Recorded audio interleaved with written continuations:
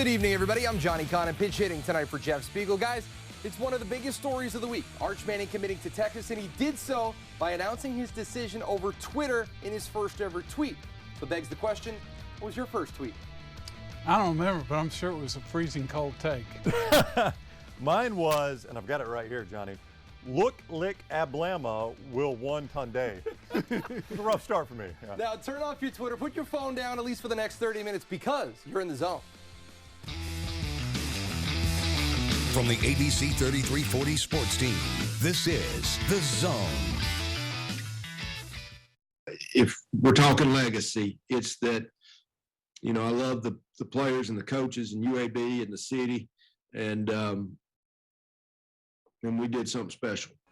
Friday morning, the shocking news came down just before 10 a.m. that longtime UAB head coach Bill Clark is retiring due to longstanding back issues that have become just too debilitating to coach through. He'll have spinal fusion surgery sometime in July and then officially retire August 1st. Doug, I'll start with you. How surprised was this announcement? I was stunned, not by him stepping down under these circumstances, but announcing at the same time as a retirement, not a sabbatical or, you know, just a time to get healthy. Yeah, I mean, it was stunning. It was not at all on my radar screen. And I'm with Doug. You know, had he said, I'm going to step away for a year, Brian Vincent's going to take it over, we'll reevaluate at the end of the year. But like Doug said, to announce his retirement, sure, and not entirely close the door, but feels like you've closed the door at least in the short term of coaching again, stunning to me. In your opinion, what's the lasting legacy of Bill Clark's tenure at UAB? Actually, what hadn't happened yet, going to the American, because that was really unfathomable, you know, in 2014. I mean, they were kind of dying on the vine, and then he revived this program and now elevated. I think the lasting legacy is the fact UAB has a football team, because without him, they would not have. Had he not stuck it through when the Board of Trustees shut down UAB football, had he not decided to stay, and nobody would have blamed him for taking another job, and he could have taken a good one, UAB football wouldn't exist today. It is only there because Bill Clark saw it through. Now, I'm asking you to look through a crystal ball. Do we ever see Bill Clark coaching again at the FBS level as a head football coach? Yes, because I think he will come through this, and I think he'll feel healthy enough, and he'll want to get back into it. I would agree. I think it gets in the blood of a coach. These guys get addicted to this. It's an addicting profession for them. And he'll be hopefully healthy, but still miserable sitting around not coaching, right? Because he's just not in the grind every day. Well, the Clark retirement, well, it was the biggest college football news locally here this week. But nationally, there's no question that Arch Manning's decision to commit to the University of Texas was the story of the week. The five-star quarterback prospect from football's first family committed to Texas over schools like Alabama, Georgia, Clemson, and Virginia. So my first question is two-parted. Did Manning make the right decision by going to Texas? And ultimately, will that be the correct decision in the long run? I still think Georgia was the best decision because you're moving into a program that's ready-made to contend for national title. Here, you like Sark, you like the potential there, you like the NIL money, but there's no guarantee that everything's going to click. Yeah, I think, you know, if you compare what Sark does versus what Kirby Smart has traditionally done offensively, it is light years ahead. So you feel like you're going to a more modern offense playing at Texas, and you can write your own legacy there. Sure. Stetson Bennett has written his legacy at Georgia. You're not going to be the first quarterback to win a national championship at Georgia. We've waited for Texas to be back. You could be the guy that brings Texas back, assuming Quinn Ewers doesn't do it first. All Steve Sarkisian has done since he's got to Austin, hit the ground running. He's recruited. This is the biggest domino to fall. Though it's been a short tenure in Austin so far, how would you grade the Steve Sarkisian era in Texas? Well, I actually think it's been really disappointing so far. But listen, he's going to have to change the culture. They were team collapse last year. I mean, how many times did they get off to a lead against a better opponent and just fade down the stretch? And that's not something you're going to fix with Arch Manning or one recruiting class. Yeah, recruiting has been the bright spot. You're right. He's at best a C to me.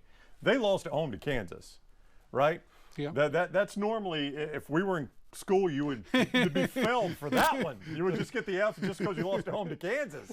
But he's been able to pull it out of the fire a little bit by recruiting, and this to date obviously is the biggest fish he's landed. Do you feel like Alabama had a real shot of landing Arch Manning? And How big of it is a hit to the program that they weren't able to close the deal? I think they had a shot, but I think they were always kind of a third wheel there. Sure. And I don't think it's a big hit at all because they got the guy they wanted in the first place. Yeah, Eli Holstein, I think once they got him, you knew Alabama felt like they were out of it at least. I think they had a shot. I mean, you know, I think the Mannings respect Nick Saban and the job he has done at Alabama. If anything, maybe they were concerned that Saban wouldn't be around to coach Arch Manning for the full 3 years he was in Tuscaloosa. I don't know. I'm not saying that that's 100% an issue, but you do wonder that. And he ends up just being another quarterback head of the NFL from Alabama. Yeah. Absolutely. Now let's head to Omaha, where the Auburn Tigers competed in the College World Series for a 6th time in program history. But the team who got off the bus in Nebraska, well, they looked a whole lot different than the one we saw post 51 runs in 3 games in their home regional earlier this month. The Tigers dropped their opening game to Ole Miss, rebounded in an elimination game against number 2 Stanford, before bowing out to Arkansas to end their title run. But guys, when you look back at the beginning of the year, Auburn was picked to finish dead last in the SEC West. What a successful season for Butch Thompson and the Tigers.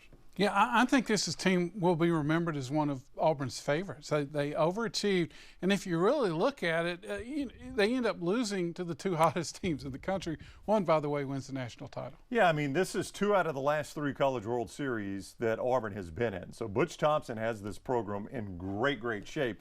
3 out of the last 4 years, they've been in the Super Regionals. Sure. So you're a national player right now if you're Auburn baseball. The challenge, obviously, is to keep that going, but a lot of people have spent a lot of time in this state talking about how you can't, and Butch Thompson didn't believe that, and Butch Thompson did it.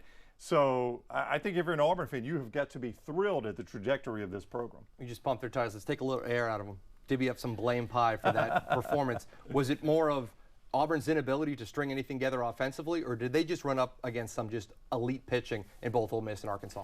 Well, elite teams, not just the pitching. Listen, their offense was suspect for most of the second half of the season, and they would get hot, but it would quickly cool off. And I just think it caught up to them. Yeah, I mean, I think you've got to think, obviously, as you mentioned, they had scored a ton of runs in the region and super region. But you got to think, obviously, it was next-level pitching when they got to Omaha. I'm sure there's a little bit on both sides of it. But I'm like Doug. I'm willing to say Ole Miss won the national championship. They were the best team there. Arkansas was the only team to beat Ole Miss. They might have been the second best team there. Mm-hmm. So you just ran up against 2 really good teams. Yeah, and absolutely, especially Senate DeShera needed more from that 3 spot. Yeah. Didn't perform the way he had in the regional and the super regional, and instead Auburn still had a pretty good season, all things considered. And speaking of that College World Series, congratulations are in order for the Ole Miss Rebels, who today rallied from a 1-run deficit in the 8th inning to take a 4-2 lead, and they did it on not 1 but 2 wild pitches. And then the Cottondale native and Brookwood High School alum Brandon Johnson closes it out, guys. Ole Miss was one of the last 4 teams to make the NCAA tournament. Now they're national champions. What stands out from you the most from this magical title run? Well, I want to say lights out pitching, but just the resiliency of this team, because they were left for dead. They were the #1 team in America in like early March, and they just faded. Barely. I mean, you could argue that Alabama and Kentucky deserved to get in as much as, or if not more than they did. And then they go on a roll. They achieved expectations. But remember, they wanted to fire the head coach. Sure. Not only wanted to fire him, they were going to fire him if on that Memorial Day they are not the last name called. The fact that they were the very last team to get in the tournament, and that didn't even save it for Bianco. I've had people in Mississippi tell me if they had flamed out in the regional, he was probably getting fired. It wasn't until they got to Hattiesburg that his job was probably even secure, and then he wins the national championship. I guess he gets a huge contract extension now. They were calling him Baseball Mark Richt before this. I mean, it's incredible what he has gone from being fired to probably a huge extension in 3 weeks' time. And all because Mississippi State won last year. Yeah. I mean that's what's pushing what started, this. yeah. Really quick right now, Dylan DeLucia wins Most Outstanding Player of the Tournament. He didn't even pitch in the final 2 games, but he was so outstanding in efforts earlier in the postseason. Can you just speak to what he gave them on the mound? He gave them a Roger Clemens-like college stopper that you rarely see at this level, and he did it twice in Omaha, and he was ready for Game 3 if they needed it. And he gave them the greatest pitching performance in Ole Miss history to beat Arkansas and get into the championship series. And coming up on The Zone, the NBA draft was this past Thursday, and Auburn fans, well, they're not too happy that Jabari Smith wasn't the #1 overall pick. I'll ask the guys if they think Smith was snubbed. And will J.D. Davison impact sooner rather than later in Boston? We're talking hoops coming up after the break.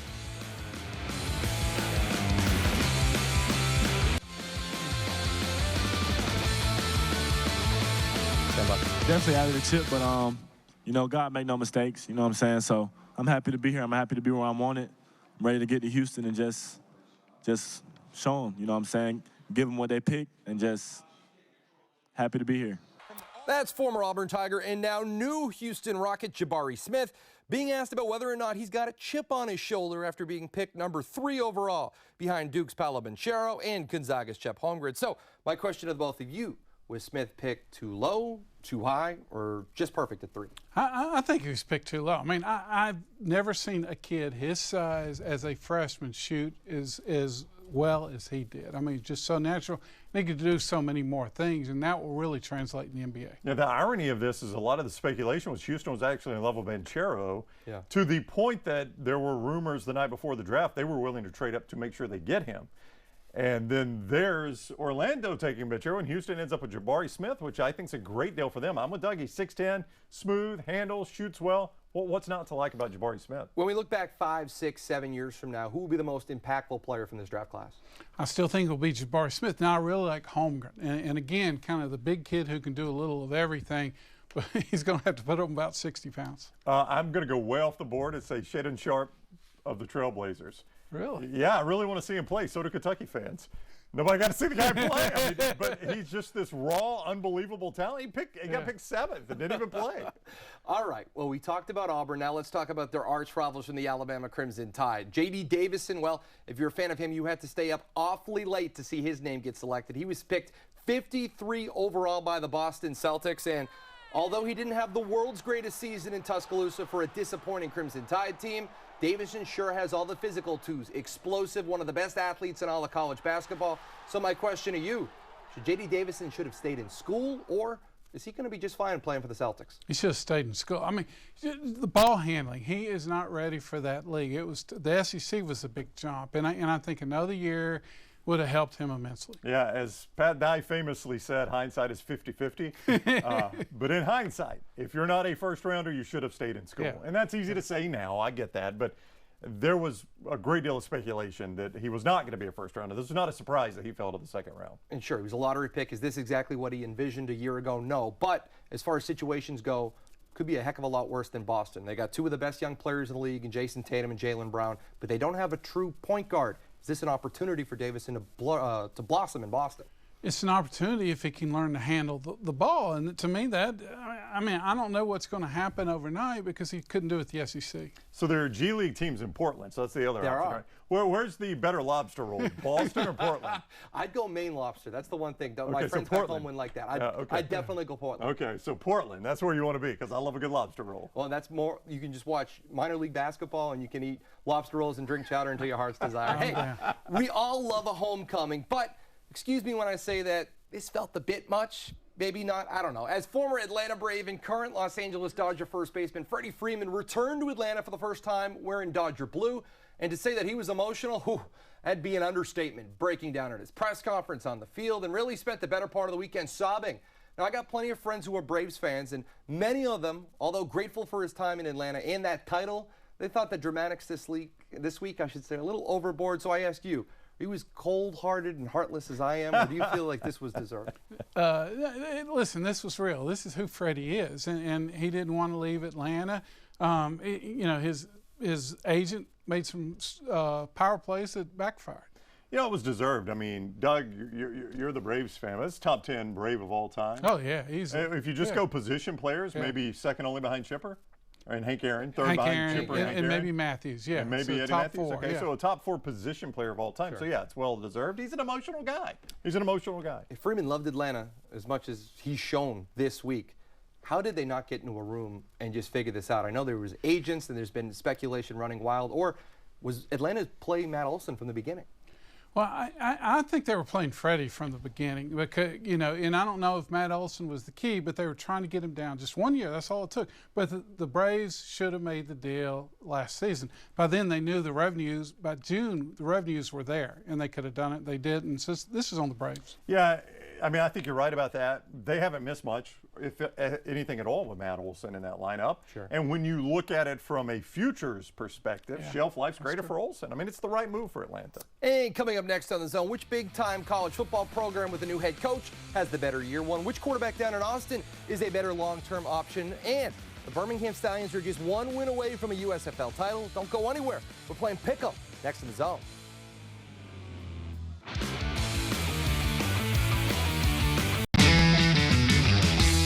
Welcome back in the zone. It's time to play Pick'em, and we'll start with some college football. Guys, two proud programs to two new head coaches. Lincoln Riley leaving Oklahoma for sunny Southern California. The Sooners replace him in Norman with Clemson defensive coordinator Brent Venables. Which school finishes the 2022 season with more wins, USC or Boomer Sooner, Oklahoma? I mean, Oklahoma. Venables has inherited a program that's ready to compete. Yeah, I don't know how he's going to be long term. I do like Jeff Levy as the offensive coordinator. It's just a good roster that was left behind. It's a championship level roster, so I'll go Oklahoma as well. Well, the USFL has officially packed up their bags and left town, but Birmingham is still very much in the mix at Canton, Ohio, as the Stallions defeated the New Orleans Breakers 31-17, and now they're going to face off with the Philadelphia Stars in the USFL championship game. Pick'em. Do you like the Stallions to bring a title back to Birmingham?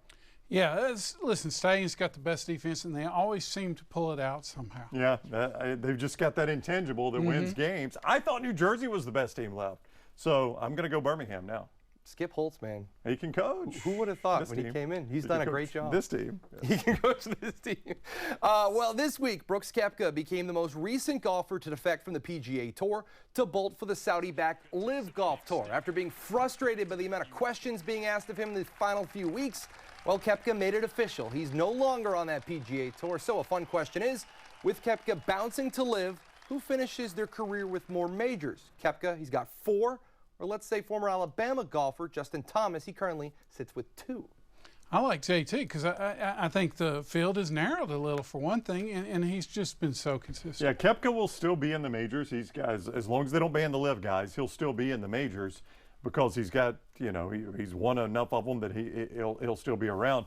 But I just worry about him keeping that competitive edge. Sure. It doesn't feel as competitive there as it does on the PGA Tour, so I'll go Justin Thomas as well, though he's got to win 2 more just to tie. And they're not playing meaningful events on meaningful golf courses. That's what I'm saying, yeah. At least you just lose that edge. As a casual fan of golf, I'm a lot less likely to watch that. But considering that we got these big majors coming up, I had a lot of friends and family up in Boston, went to the Open, and guess what? The Live Tour can't answer that. So That's right. Nonetheless. Hey, we're keeping rolling here on the zone. Coming up, the bottom line. Doug on Bill Clark's lasting legacy at UAB. Ryan on one SEC school that can buy everything but a national championship. And me on football fans here in the state of Alabama, just not knowing how good they got it. Don't go anywhere. You're in the zone.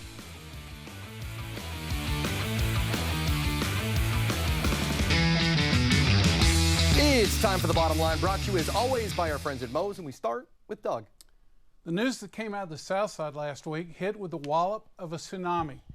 The good news is that Bill Clark is doing what's best for his health on his timeline. Bad news is that if you saw this coming, there was no chance to brace for the stunning news. So let's cut to the quick. Bill Clark saved UAB football. He then resurrected the program, and he took it to heights unseen.